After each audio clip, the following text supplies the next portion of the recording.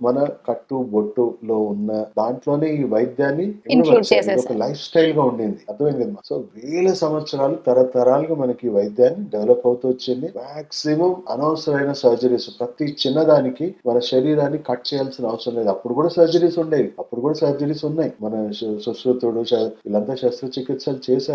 ఇప్పుడున్న వాళ్ళకంటే కూడా చక్కగా ఎన్నో ప్లాస్టిక్ సర్జరీస్ ఇలాంటివి కూడా చేసిన వాళ్ళు ఉన్నారు. కానీ surgery was never first option. ఎప్పుడు లాస్ట్ ఆప్షన్ గానే ఉండదు. ప్రతి చిన్నదానికి శరీరాన్ని ఓపెన్ చేయాల్సిన అవసరం లేదు. కేవలం కొన్ని సూక్ష్మంగా జస్ట్ కొన్ని మర్మాలు స్టిమ్యులేట్ చేయడం వల్లనో బాడీని రెగ్యులేట్ చేయొచ్చు.